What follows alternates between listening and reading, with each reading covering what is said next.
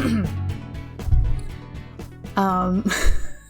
to think of how to start this. I guess we're still playing it out anyway, but hello everyone, and welcome to Check Out This Guy, podcast where we talk about not just our guys, but your guys as well.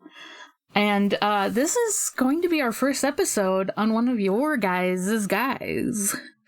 That's a mouthful. I am here. I'm Morg. I use they, he pronouns. Who else is with me? I guess I'm also here. I'm Elvire. I use they, he, she. And we have the guest. Guest, please introduce yourself. Hello, I'm Dan. I use he, they pronouns. And I'm here to talk about my collection of OCs from my sort of unnamed Pulp adventure setting. Hell yeah. Hell yeah. I'm excited because you've talked about this before, but not cohesive or not in one place. Mm-hmm. But yeah, we're here to talk about Dan's guys. Yeah. Yeah, I feel like I had is there anything you want to start with with your guys? I could, maybe we can ask questions while we're doing this. Yeah. It's kind of our first time doing a guest, so bear with me if I'm what the fuck do I ask you, Mm-hmm. It sort of began in 2020. It was the COVID era. I guess it's still the COVID era, but this is pandemic era, or lockdown era, I suppose. When we're still allowed to be afraid of it, yeah. Yeah. And I was I had been spending time with my mom and my sister. I was temporarily living with them to help my mom take care of my sister while my mom taught distance learning classes. And some things that happened around this time were I was I had been trying to develop my hobby as an artist, and I had made my way through the second season of the 2017 DuckTales cartoon. That's important here. Ooh, hell yeah. I've been meaning to see that, so... It's good stuff. Do you have any Duck OCs? Not currently, but maybe someday. Yeah. But for now, so I start drawing stuff that I'm thinking of. I start sketching out an OC, and I'm gonna be real, I kind of made a horny one. That's super valid. Toned down and meant to appeal to very specific desires of mine. But one that I wanted to have, be applicable outside of, horny context. And that character was Mel, the first sort of character in this setting. She's this big, strong bug woman. She is a retired adventurer. She is, I think I originally wrote her in her 40s, and then looking back, I think, you know what, even if she was super successful, I think it would be better to put her age at her 50s. So yeah, she's in her, I think, mid-50s. She retired as an adventurer, used her earnings to open up a little pub in a town, and she's cool and gruff, and she's sort of inspired by how certain adventure type stories will have a deuteragonist who is big and strong, but doesn't necessarily have the same level of smarts as the main character. Yeah. The barbarian of the crew. Or I'm thinking of Brock from the Venture Brothers. Yeah, like, she's very Brock inspired. Yeah, like he's like a big strong guy and does all the protecting, but he's definitely not like the one running things, you know. Yeah. From there, I sort of like worked out the setting itself, some details, the rest of the cast. So yeah, Mel, she's sort of the one I focus the most on, but there are a couple. I would say there are about 5 other core members of this cast. Ooh. Sort of varying degrees. So we have Mel. We have the person she was working for, Dr. Santiago Velasquez. He is I believe I made him Guatemalan. Let me just make sure. I'm gonna pop open my ref sheets. And, you know, I'm telling you about my guys. I should be showing the ref sheets to you, and hopefully you can, you know, see these characters in the show notes, or barring that, you know, just look up me and my guys. Yeah, I'll probably link, at least, even if not in the show notes, like, I'll definitely link it on, like, our Tumblr and stuff, like, our other media stuff. I think you shared it in shows, your guys, once upon a time, but so long ago. I'm posting them in the channel dedicated to guests. So here's Mel, here's Santiago. Santiago is a rat. I basically drew him in the style of sort of a simplified version of the art of the designs David Peterson uses for his mouse characters in his Mouse Guard graphic novels. This is because before all this, I got really into Mouse Guard, specifically through the actual play hosted by the very long-running actual play podcast 6 Feet Under. Yeah. Oh, I listened to that one as well. Yeah. I keep meaning to. Didn't, you, like, ran a game, or you were in a game, too, weren't you? I've been in a couple campaigns. I've run one. I've run 2? Yes, I've run 2. I was in one of those. Mm-hmm. We should have you guys back, like, especially with, like, Obi here, too, to, like, talk about the one. Yeah. I would love that. God, I would love to talk about my Mouse Guard characters one day. Yeah. A future idea. But for now, we should focus on... It's definitely one I would encourage. But yeah, Santiago, oh, yes, he is of Maya descent. He's from the Yucatan Peninsula. I sort of I would say he's core to me developing, like, the concept for this setting, because he's sort of meant to be, like, the antithesis of, you know, the sort of pulp adventure story, you know, guys stealing artifacts, appropriating cultures, being white saviors and stuff like that.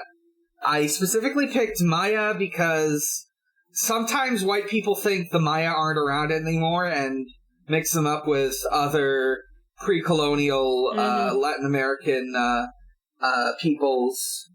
And the Maya are still around. They're mostly in Guatemala, I think. But anyways, that's part of the idea here. Sort of an anti-adventurer. He's sort of like into, like, you know, coming to understand cultures, researching them by, you know, I was also kind of interested in anthropology at this point. I don't know how much I am not interested these days, but, like, I think it's important to understand, like, you know, respecting other cultures and, you know, understanding why people do things that we do. But anyways, once again, the sheets that I've linked do list my earlier concepts for this ages. I would probably, on this sheet, I've written him as, like, 56. I would probably put him in his early to mid 60s at this point. But yeah, he is a professor. He researches, he lectures, so on and so forth. You know, sort of like, Indiana Jones is supposed to be a professor, but you only ever see him, like, give one lecture. Yeah, this is like an actual, like, I will actually lecture and I like to lecture you kind of guy. Or I like to teach, I guess, not lecture. He looks like he likes to teach. He looks like he would be a good teacher. Yeah. He's very kind eyes. I love that he has glasses. Not enough characters have glasses. It's a good trait to give people. As I sort of, like, conceptualize this character, I start conceptualizing the setting. I'm sort of going off of DuckTales 2017 Adventure Brothers rules where, like, all this, like, stuff exists, but it's not quite... It's a little more grounded than the stuff it's inspired by, a little less directly appealing to those conventions, sometimes messing with them, subverting them, sort of like conceptualizing what they would actually be like in a real-world setting, and so on. In doing so, I have also created the sort of third cast member, the long-standing rival to these two, and his name is Artemis Aloysius Atlas, usually just known as Atlas or AAA. Oh, he's buff. Yeah. This is the guy I mistook for Jericho. I was like, is that Jericho? No, that's a different character from a different thing we will bring up later. Yeah, in a future episode I'll definitely be talking about Jericho and humans in the Isoverse. This is different, though. This is yoked Teddy Roosevelt. Yeah, he's a globe-trotting adventure capitalist. Some would call him a grave robber. In creating him, I sort of went off, first off, like, the classic 19th, 20th century, wealthy great man theory type of dude. And, I also sort of, drew from what I consider, like, the essential mindset for creating a good villain, which is to make up a guy to get mad at. So true. Sometimes you gotta make up a guy that sucks.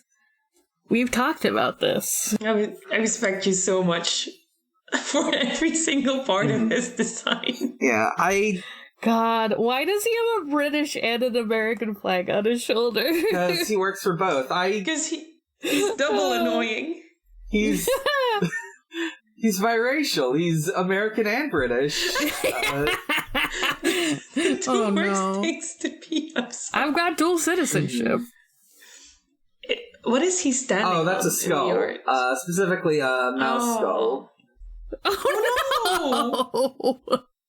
Oh my god. It's kind of funny that, like, Mel is, like, tall like he is, but then Santiago is just, like, a very just short mouse guard just mouse. A little guy. Yeah. It's very charming. Yeah, I imagine Atlas and Mel have gotten to many fistfights over the years. I do have a picture, real quick, to post of them fighting. Does Mel win? Yeah. I just love the description that's like Hank Hill ass. I'm like, yeah, for sure. That, like I said, you gotta make up a guy to get mad at, and one of the great things you can create for this sort of guy is just no ass. I also don't have an ass, but I make up for it by being a good person. So having a flat ass doesn't make you a bad person, but it is fun to it is funny to say a character has no ass. I can't seem to find the image, but rest assured, it's out there. I've probably got it on my Fur Affinity. I've definitely posted the image in the server. Actually, yeah. We could always look for here it is. Too. But, yeah, that's them fighting. Oh, wow. Yeah. That's great. And sort of capturing the difference in their fighting styles. Mel's more of a sort of a more power-focused, more wrestling-focused, and Atlas is more boxing-focused, classically trained. And, yeah. Yeah, So these were the first three I came up with, and over time I came up with a few more characters. Next up, of course, the next one I came up with was a I figured since Mel is retired and maybe Santiago is like still out there doing stuff, maybe less actively, but still out there, very involved in his sort of like adventure research. I decided to give him a successor, and that is Scav. They are a non-binary magpie. Oh, I forgot to mention, Atlas, the only... Wait, whose successor is this? This is Mel's successor. This is the person... Oh, you said he, so I got confused. Sorry, sorry. I think I was talking about Santiago when I was saying he, but yeah.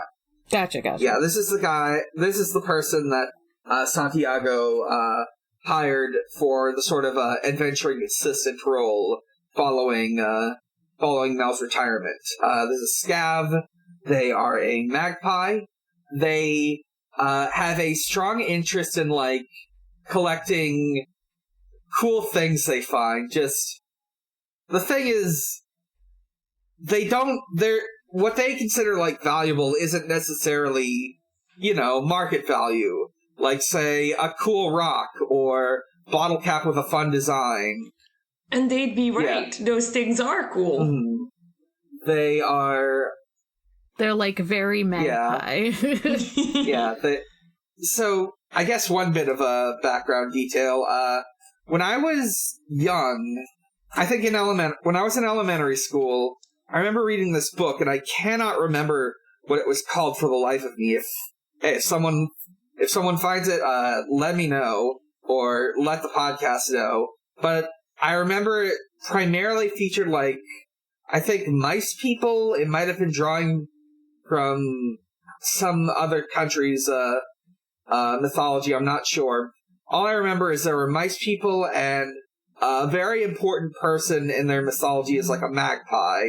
And that's how I learned what magpies were, and I thought, wow, magpies are cool. So I made this character a magpie. They are very tall, they are very cryptid-esque. They're like very skinny. They by all accounts, they should not be alive. They seem to they eat garbage, both literal and metaphorical. I love them. Like they eat cans? Like eating, eating both, say, a Big Mac and also maybe the Big Mac carton. I don't know. Oh, sure. Okay. You gotta get your money's worth. Yeah, for sure. I like that there is literally a note that's like, should not be alive. And I'm like, what happened? Very mysterious. They're definitely a favorite of mine. I love to, when I get art of them, they do, I like to have them draw them doing, like, weird stuff. Oh, I'm gonna pedal back just a second. I want to note, Atlas is a human. Humans exist in this setting. One thing I really love conceptualizing for stories and settings and whatnot is to make more animal folks the sort of protagonisty people and humans antagonisty. I guess that's drawing from, like, a long history of, like, anthropomorphic animal stories, but, I think humans tend to protagonize themselves too much when writing stories about, like, a whole bunch of different species. Yeah. But yeah, those were the four for a while. I'm trying to remember if... I think there's one other character that's, like, really important to this sort of core group, and their name is... I believe their name is Florence. That is with an apostrophe. With a couple apostrophes. I need to make sure. Oh, one apostrophe. So, one of the one story I had in my mind featuring these characters in their sort of adventuring setting is at some point, like, Mel and Santiago traveled to the underwater story of Relais, known from the Cthulhu mythos. And a big thing about, like, the sort of twist of this is it's not like a fucked up scary city. It's actually a pretty, like, fantastical stuff aside, they are not dangerous or scary or anything. What happened was the last person to ever come here, the H.P. Lovecraft of this universe, sort of came here to, like, research stuff in the more classical sense of anthropology, if you catch my meaning, and discovered not only were the citizens of this underwater city not human, they also weren't white. And this terrified him. And he wrote stories about them and gave them a bad reputation for decades to come. Rip. As a result, they were pretty shut off, but eventually, like, Santiago and Mel, like, worked something out with them. It turns out it's not that they hate humans, it's more that they are cautious for, because, well, they actually don't really know. They never really bothered to go up to the surface. They just remember this one guy came here, like, several decades ago and ran away screaming. Yeah, I would also not leave my house anymore if someone came in, screamed, and left. Here's a question, too. How are they, like, mad at humans for, like, pollution stuff? Like, are they kind of more just, like, disgruntled? Did they, like, evolve to kind of adapt to it? It might not even be something you thought it about. wasn't. It was just I'm glad you asked. So, they probably... I imagine they probably have I think, like, over time, they sort of, like, develop technology. Like, they're pretty sure it comes from the surface. They don't know what's causing it. They've mostly dealt with it through development of, sea cleaning technology, stuff to keep their environment safe. They live in, like, this big domed underwater city and, like, go out for resources when they need them. Usually they just, get stuff that's readily available underwater, like fish, minerals, sea vegetation, and so on. Yeah. This reminds me of sometimes there's, like, alien stuff or, like, even just modified humans and stuff that use, like, that go kind of Flintstones and, like, use, like, fish and stuff as their, like, technology. That's, I'm sure that it sounds like they probably have other stuff down there, but that's kind of what I was thinking of when you were talking about, like, using stuff that's already down I there. haven't put too much thought into, like, the city itself, but I imagine it uses there's, like, a lot of, like, glass pipes. There's plenty of there's probably, like, a lot of...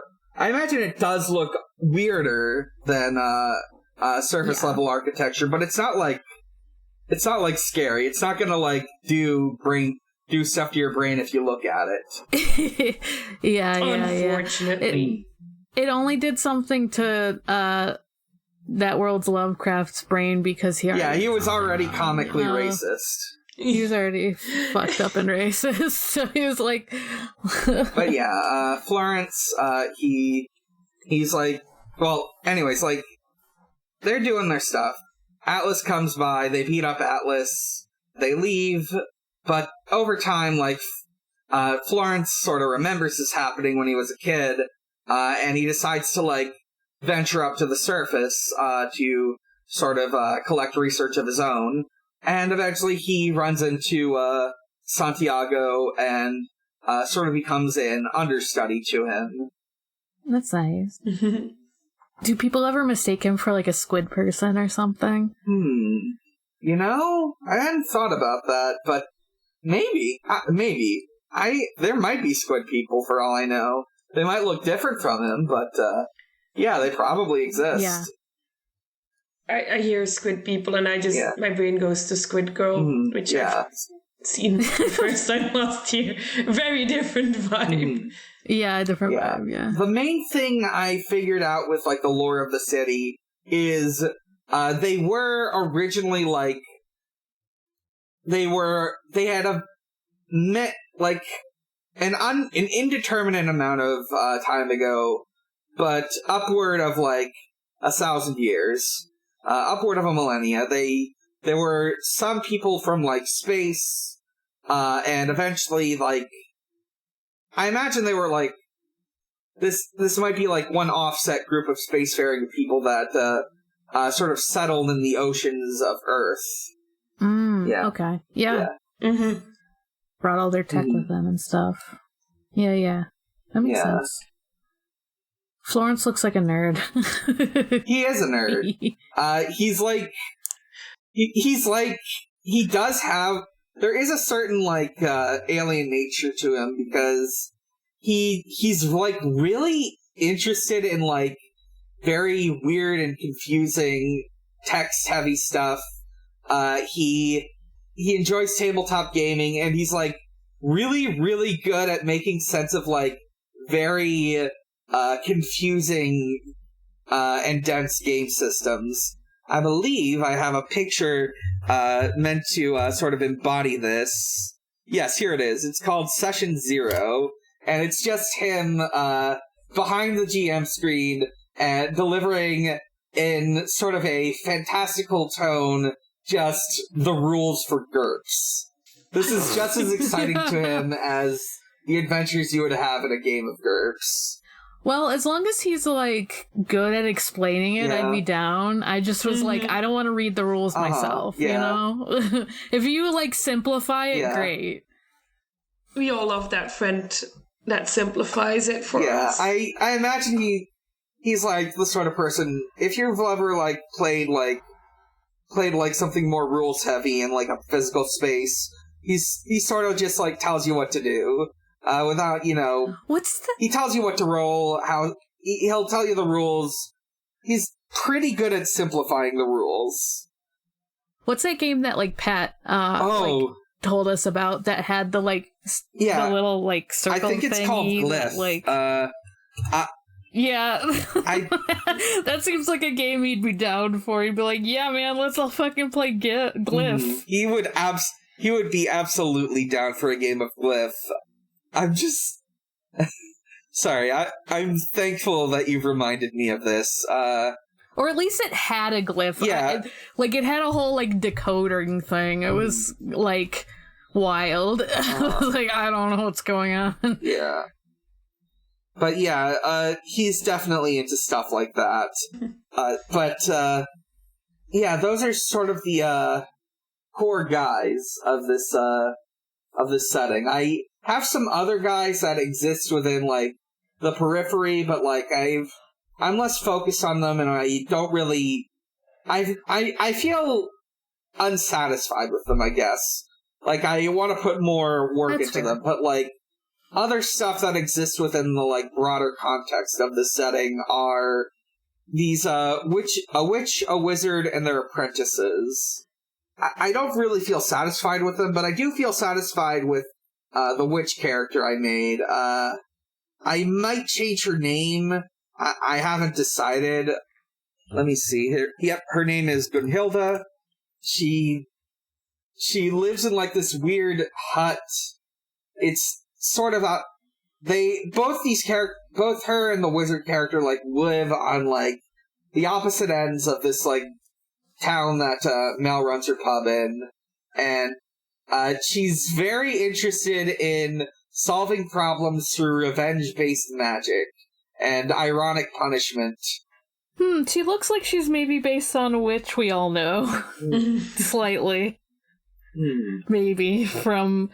maybe Banjo-Kazooie, a little bit inspired. Yeah, she is a little bit of a Gruntilda type of character. I can't remember the exact inspirations for this design. I think it might have had something to do with, like, Moomin, or possibly some, like, witch OCs a friend had. Like, she doesn't look like them, but, you know, it's like, going off of this sort of witch vibe where she just sort of a new type of woman, I guess. She's like very stout, very short. She's fun. I'm satisfied with her. The other characters I feel like I need to do more workshopping with, but yeah, that's sort of the gist of this setting. If you have any questions, feel free to ask. Do you have any ideas for like who her apprentice would be? Like, I know you're not satisfied with the character, but like, I didn't know if you had any ideas for who the apprentice would be, or like a name or something. Right. So, or like if they would also be like a goblin-y goblin. Yeah, I haven't. Oh, right. I forgot to say, Gunhilda is a goblin. Oh yeah. The picture says it. That's the only reason I knew. And so my original concept was the witch and wizard would have like opposite body shapes. One is small and wide, one is tall and thin, and their apprentices are sort of like foils into themselves. But unlike the witch and the wizard, they would be sort of friendly with each other. Mm-hmm. Gunhilda's apprentice, I wanted to go with like sort of like a tall, skinny, like goth girl, maybe a cat, but what I came up with, I felt it felt a little too generic, a little too stereotypical of, the sort of goth girl archetype, goth girl witch archetype. But I have seen people who really liked the Wizard's Apprentice. I guess I'll post him right here. Hang on a second. Yeah, only if you feel comfy. I'm fine with posting Loomis.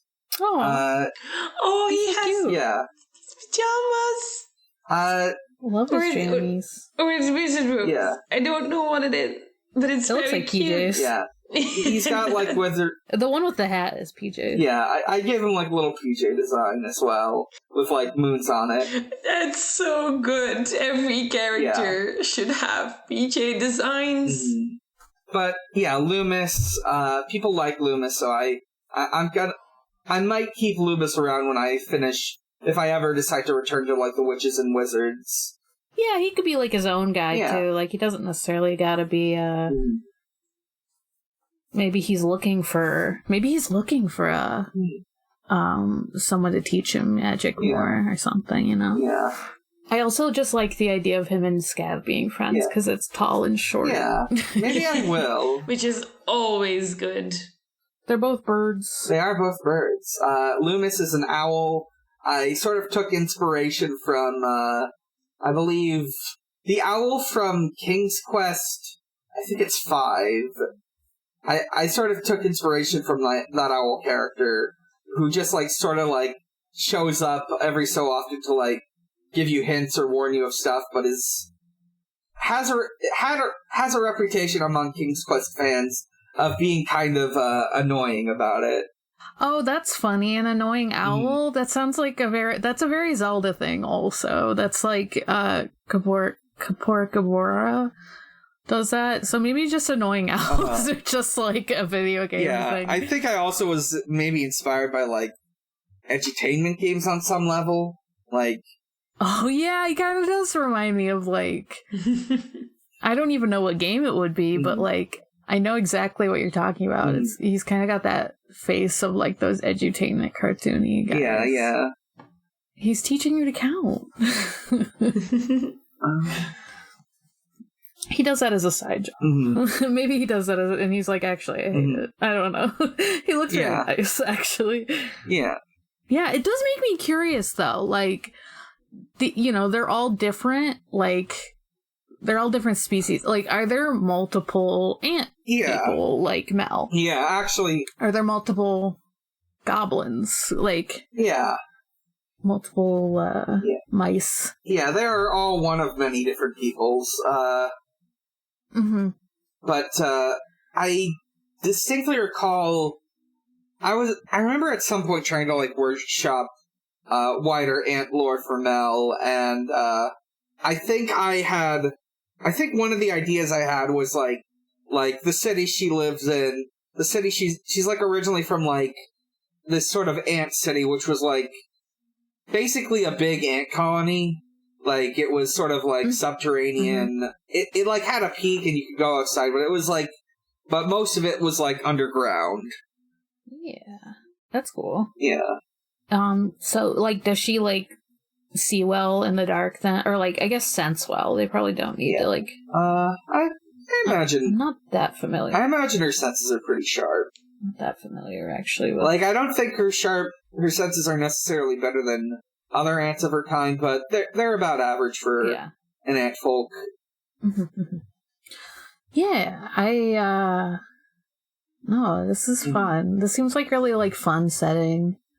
Yeah, it does make me curious about like the ones that aren't animals, you know, like the fact that like not just like that there's a one human, but like that, you know, there's aliens, or like I guess you called the like a star people and like goblins. It's like, does that mean there's like, you know, other fantasy creatures? Does that mean there's other aliens living on the planet?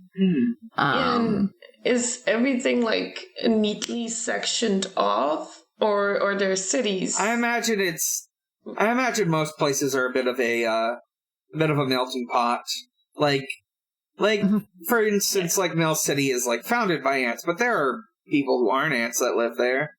Yeah, but I would say, generally speaking, most groups are generally pretty intermingled.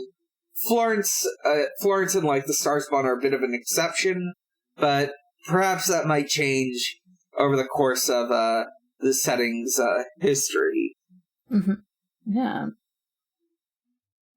Do you you've posted not just like your art during this time, but like art you've commissioned and stuff.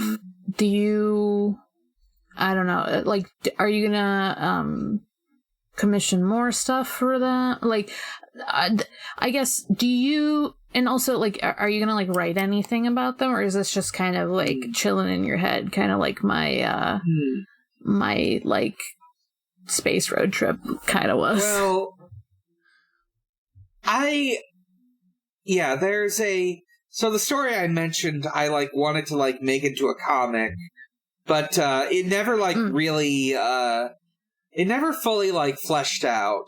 Another thing I thought of like doing is like one specific gag I had for like one of these comics is Atlas like showing someone a pamphlet, and the next page is like this in-universe like Charles Atlas style advertisement for his like workout program. Good.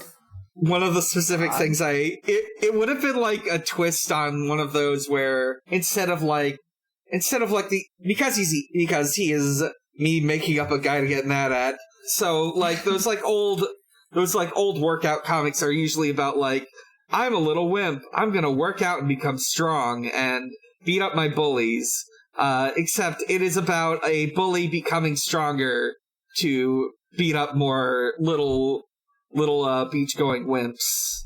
They specifically had a gag in mind where, like, Santiago looks at it and he realizes the like, person being bullied in the comic is modeled after him.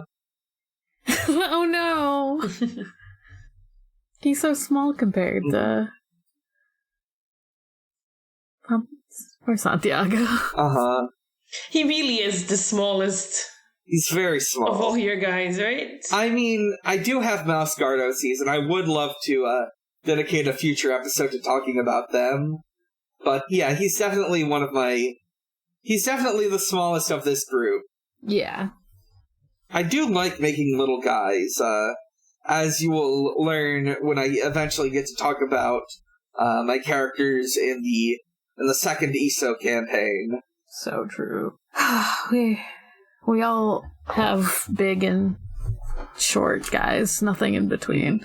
Wow, that's so true. Oh, man. But, so, there was something else I was going to ask, but I do not remember. So, yeah, I guess it's like, have you, even though making comics like super hard. Like even like people who like do it would tell you that, I'm sure. Would you ever consider like either doing maybe something else with the story or like collaborating with someone on it to make it a little easier? Or is it like sometimes for me, like it's funny, there's like some things I'm like, yes, I want so much input, I'm going to make this into tabletop game for that reason, and other things I'm like, no one can tell me anything about this story ever. This is all my guys, they're mine.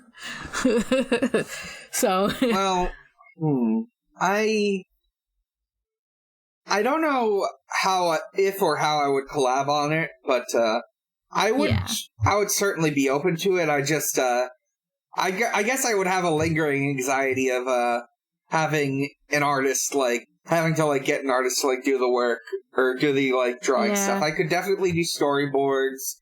I'd probably do writing with... And I definitely, if an artist is, like, looking to, like, work with me about it, I'd definitely accept any of their input. I will say, I have made a handful... I have made, like, one-page comics, and I do find a lot of fun in, like, figuring out how to lay out panels and stuff.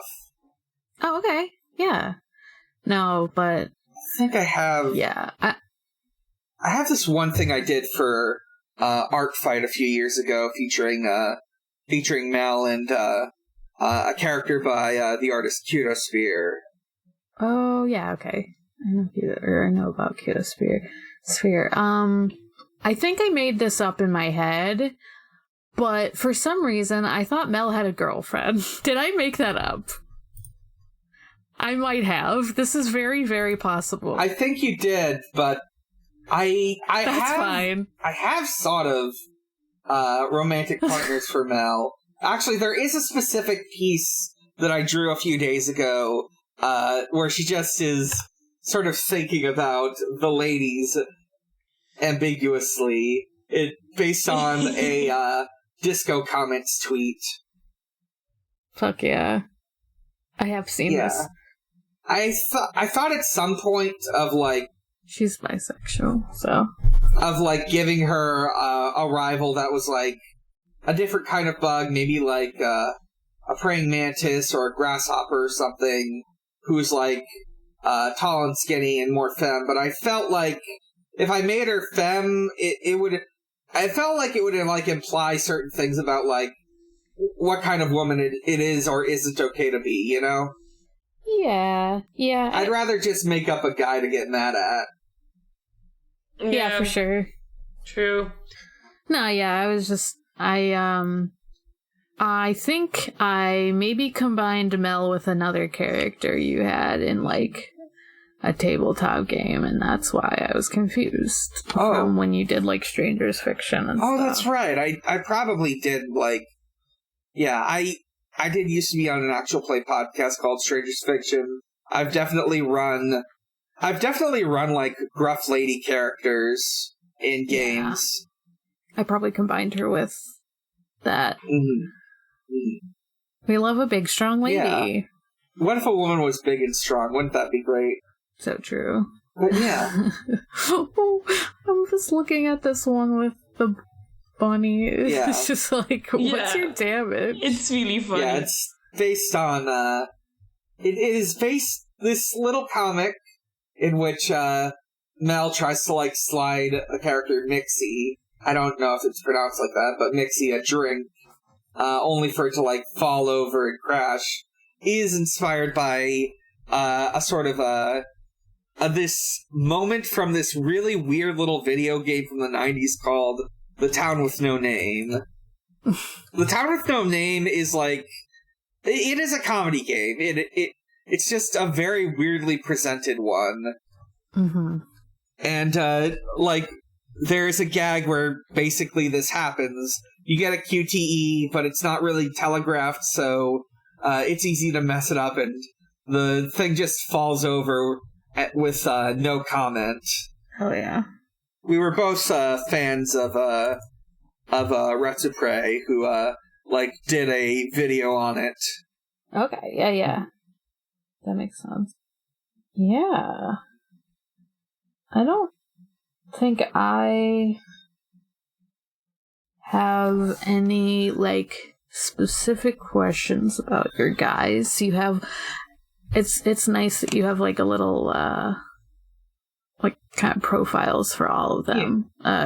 Little reference sheets for all of them. Yeah. And unless, like, Elvir has something. No, not specifically. I also love the little character cards. I am impressed by your comic. Whenever I try to draw comics, I just end up doing 3 huge blocks under each other. You genuinely have panels. Yeah. That makes sense. Yeah. I would say part of my love of, like, paneling stuff out is a fondness for... a couple years ago, I watched David Peterson, artist of Valsgard, I mentioned him earlier, had, like, a series of videos he uploaded to YouTube where he, like, commented on, like, the different panels from... he sort of, like, commented on his comics and how he, like, really tries to, like... He really tries to avoid, like, talking heads in, like, comic panels. Like, just going for different angles, different panel layouts, trying to keep things interesting. Like, those can be useful for like, certain things. And it's not, like, a bad thing to do. It's just, he just wanted to try something different. Yeah, it makes total sense. I mean, everyone kind of has their own comic approaches, so that sounds like a pretty good one. Yeah. When we do post the episode, do you have a place where you can, like, link these and stuff?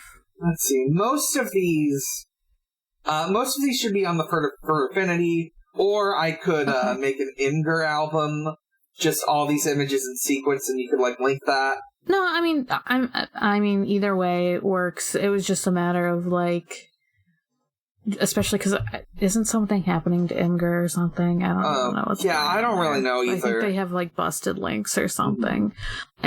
That's fine. We can just link to your for Affinity. I just want to make sure you get, like, eyes on them. Yeah, you know? yeah. And since we're talking about your fur Affinity, do you want to talk about your other plugs? Yeah. Since might as well. While we're here. I'm on co-host, I'm on. I have a card. It's biggerchallenge.card.co. That links to the various podcasts I'm on, which include Pot of Greed, a Yu-Gi-Oh podcast. Just a heads up, we've been having a little bit of a situation where another podcast has come out with the same name.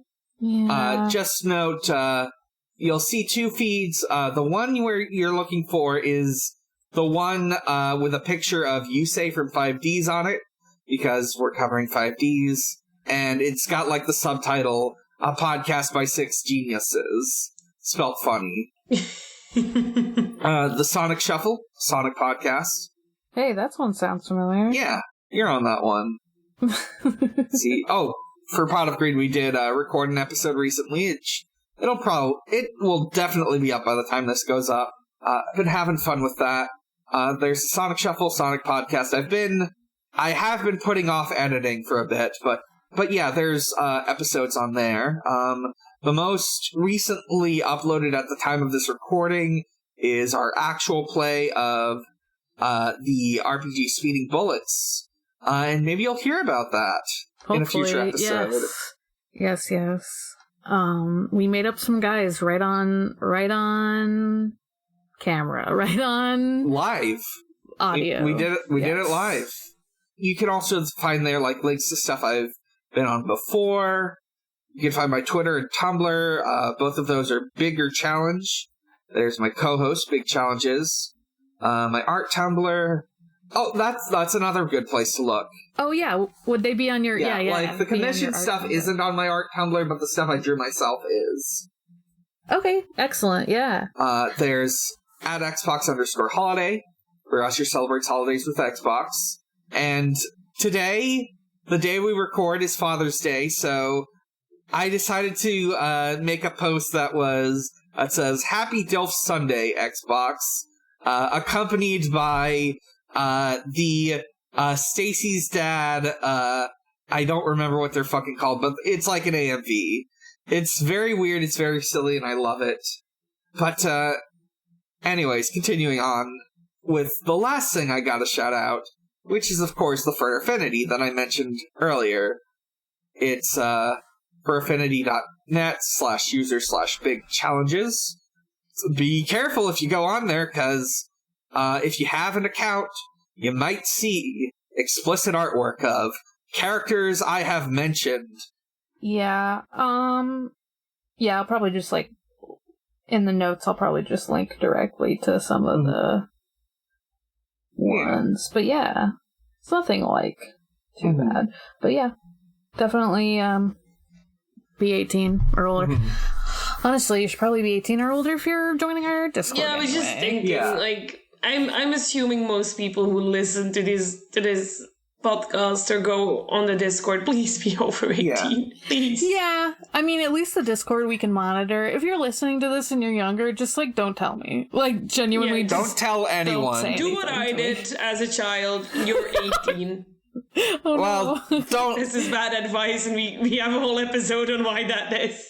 It's terrible advice. Don't actually do that. This is not good advice. We are not giving this advice. This is not... No, just keep it to yourself, you know? Come back on your birthday. Keep it to yourself. Don't tell me. Don't give advice. Don't I don't want us. to be in trouble. Don't be us. Don't be us. So true. Yeah. Yeah, and then, yeah, since we're in plugs, Alvier, you want to say yours? I'll do it last. My plug. Well, I have no other podcasts, which is fine. I have a Twitter, which is @Eruviru. That and my Tumblr are the only active ones right now, I think. My Tumblr is mattfromcouten.tumblr.com. That's going to be hard to remember, but it's going to be in one of the show notes one day. It is, yeah, it is. Although, apparently, your TikTok was not correct in the show notes, as Joe pointed out. I mean, my TikTok hasn't been updated in a couple of months. It's too warm to cosplay. So valid. Although you do post nice clothes. Actually, join our Discord, because sometimes we post pictures of ourselves and not just our guys. Yeah, I've recently changed my entire look, and I've made everyone tell me that it's pretty. I don't know if they plug us when we're not on the show, but I'll just say, real quick that, you can find Emery's Space Robot on Fur Affinity. That's robot without the second O.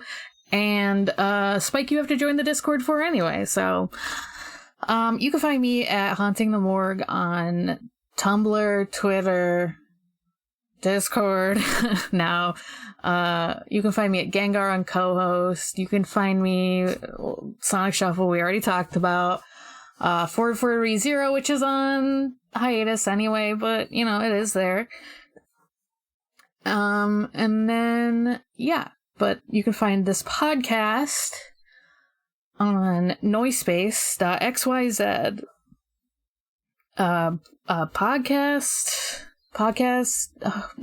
Website, that's the word, hosted by Matt GameCube, and you can find our links to our Discord, Tumblr, and co-host, I believe, in the show notes, and all the other stuff we said are probably also going to be in the show notes, but yeah, I'll try to actually post the pictures and stuff, so that's the thing. I love talking about guys. I think talking about guys is great. But when there's a visual element, it always makes it tough, I'm like, I want to describe these guys to you. But how much can I describe them? At least we can talk about who they are and what they are, I think that's it. This is the first episode without Emery, who is a lot better at keeping track of what has been said and what hasn't, so that's fun. I think we did it all. I think we're good. Yeah, we just need to come up with an outro. Yeah, I was kind of hoping you guys would come up with an outro by the time I came back on. I knew it wasn't going to happen, but I was hoping. Yeah, that was very optimistic of you. All I've got is definitely check out Dan's Guys. Yeah, check out Dan's Guys. Perhaps something about support your local artists, or... True. Oh, true. Or maybe you can make a guy of your own. Or something like that. Make a guy of your own. Make up a guy and come on our podcast. Make up a guy to like or to get mad at. Make up a guy to get mad at. We should do a podcast about that. I mean, we can and we do, kind of. I love making up characters I hate, you know? I usually make ones I like. I've never made one specifically to get mad at. You should try it. It's good if you want to write a villain. Yeah. Oh, I forgot to note, before we close out, that growing up I was a big fan of certain kids' books, in particular Captain Underpants, Series of Unfortunate Events. Very different, but one thing both get right is the best way to write a villain is to make up a guy to get mad at. So true. Try making up a guy today. Yeah, that's it. Maybe that's how we'll end it. Try making up a guy today. Thanks, everyone. Goodbye. Good night. Goodbye.